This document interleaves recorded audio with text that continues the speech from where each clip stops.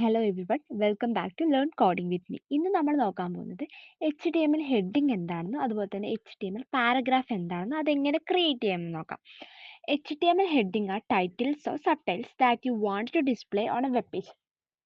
നമ്മൾ നോർമലായിട്ട് ഹെഡിങ് എന്താണോ പറയുന്നത് അത് തന്നെയാണ് നമ്മുടെ HTML ഹെഡിങ്ങും. നമ്മുടെ വെബ് പേജിൽ ഡിസ്പ്ലേ ചെയ്യേണ്ട ഹെഡിങ്സ് ക്രിയേറ്റ് ചെയ്യാൻ വേണ്ടിയിട്ടാണ് നമ്മൾ HTML ഹെഡിങ് പറഞ്ഞിട്ടുള്ള ടാഗ് യൂസ് ചെയ്യുന്നത്. H1 headings are defined with the H1 to H6 tag. നമുക്ക് H1 to H6 അങ്ങനെ 6 ലെവൽ ഓഫ് ഹെഡിങ്സ് നമുക്ക് എന്ത് ചെയ്യുന്നുണ്ട്, HTML പ്രൊവൈഡ് ചെയ്യുന്നുണ്ട്. H1 define the most important heading. നമ്മുടെ ഏറ്റവും ഇമ്പോർട്ടൻ്റ് ആയിട്ട് ഏറ്റവും വലുതായിട്ട് കാണേണ്ട ഹെഡിങ്ങിന് നമ്മൾ H1 ടാഗിനകത്തും അതുപോലെ തന്നെ ലീസ്റ്റ് ഇമ്പോർട്ടൻ്റ് ആയിട്ടുള്ള ടാഗിന് നമ്മൾ H6, അങ്ങനെയാണ് H1 to H6 അങ്ങനെ 6 ലെവൽസ് ഓഫ് ഹെഡിങ്സ് ആണ് എന്ത് ചെയ്യുന്നത്, നമുക്ക് HTML പ്രൊവൈഡ് ചെയ്യുന്നത്.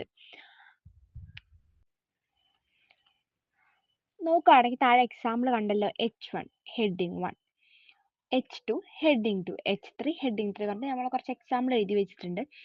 ഇത് നോക്കുകയാണെങ്കിൽ H1 ആയിരിക്കും ഏറ്റവും വലിയ ഹെഡിങ് ആയിരിക്കും, H6 ഏറ്റവും കുഞ്ഞു ഹെഡിങ് ആയിട്ട് എന്ത് ചെയ്യും, നമ്മുടെ ബ്രൗസറിൽ ഡിസ്പ്ലേ ചെയ്യും. ഇത് ജസ്റ്റ് ഞാനൊന്ന് കോപ്പി ചെയ്തിട്ട് നിങ്ങൾക്ക് റൺ ചെയ്ത് കാണിച്ചു തരാം. ഓക്കെ, VS കോഡ് എടുക്കാം. അതിന് നമുക്ക് HTML5 കീവേഡ് ടൈപ്പ് ചെയ്ത് കഴിഞ്ഞ് വെച്ചാൽ HTML5ൻ്റെ സ്ട്രക്ചർ കിട്ടും. ആ ഡോക്യുമെൻറ്റിൻ്റെ അവിടെ നിങ്ങൾ നെയിം വേണമെങ്കിൽ ചേഞ്ച് ചെയ്യാം, ടൈറ്റിൽ വേണമെങ്കിൽ ചേഞ്ച് ചെയ്യാം. അതർവൈസ് നമുക്കിത് എന്ത് ചെയ്യാം, ജസ്റ്റ് പേസ്റ്റ് ചെയ്ത് കൊടുത്തു വെച്ചാൽ, ഞാൻ പേസ്റ്റ് ചെയ്തിട്ടുണ്ട്. ഇത് നമുക്ക് എന്ത് ചെയ്യാം, ജസ്റ്റ് റൺ ചെയ്ത് കഴിഞ്ഞ് വെച്ചാൽ നമുക്കിവിടെ കാണാൻ പറ്റും. കണ്ടില്ല, H1 എന്ന് കൊടുത്തതാണ് ഏറ്റവും വലിയ ഹെഡിങ് ആയിട്ട് നമുക്ക് കാണുന്നത്. അതുപോലെ തന്നെ H6 നോക്കുകയാണെങ്കിൽ ഏറ്റവും കുഞ്ഞ് സ്മോൾ സൈസിലുള്ള ഹെഡിങ് ആയിട്ട് നമുക്കിവിടെ വന്നിട്ടുണ്ട്. ഇതാണ് ബേസിക്കലി ഹെഡിങ് ടാഗ് എന്ന് പറയുന്നത്. നമുക്ക് 6 ലെവൽസ് ഓഫ് ഹെഡിങ്സ് നമുക്ക് HTML പ്രൊവൈഡ് ചെയ്യുന്നുണ്ട്. ഇനി നമ്മൾ അടുത്തതായിട്ട് നോക്കാൻ പോവുകയാണത് HTML പാരഗ്രാഫ്സ് ആണ്. HTML പാരഗ്രാഫ്സ് എന്ന് പറയുമ്പോൾ നമ്മൾ നോർമലായിട്ടുള്ള പാരഗ്രാഫ്സ് പോലെ തന്നെയായിരിക്കും. നമ്മുടെ പാരഗ്രാഫ്സ് എപ്പോഴും ഒരു പുതിയൊരു ലൈനിലായിരിക്കും സ്റ്റാർട്ട് ചെയ്യുക. അതുപോലെ തന്നെ ഒരു ബ്ലോക്ക് ഓഫ് ടെക്സ്റ്റിനെയാണ് നമ്മൾ എന്ത് പറയുക, നോർമലായിട്ട് പാരഗ്രാഫ് എന്ന് പറയുന്നത്. HTML P എലമെന്റ് ആണ് നമ്മൾ പാരഗ്രാഫ് ഡിഫൈൻ ചെയ്യാനായിട്ട് യൂസ് ചെയ്യുന്നത്. Paragraph always starts on a new line and browser automatically add some white space before and after a paragraph. ഒരു പാരഗ്രാഫിന് മുമ്പ് അതിന് ശേഷവും ബ്രൗസർ ഓട്ടോമാറ്റിക്കലി ഒരു വൈറ്റ് സ്പേസ് എന്ത് ചെയ്യുന്നുണ്ട്, ആഡ് ചെയ്യുന്നുണ്ട്. നമുക്ക് താഴെ എക്സാമ്പിൾ നോക്കുകയാണെങ്കിൽ ഇത് കണ്ടില്ലേ, ദിസ് ഈസ് എ പാരഗ്രാഫ്. അതുപോലെ തന്നെ this is an another paragraph ഉണ്ട്. ഞാൻ 2 പാരഗ്രാഫ് അവിടെ കൊടുത്തിട്ടുണ്ട്. അത് നമുക്കൊന്ന് റൺ ചെയ്ത് നോക്കാം.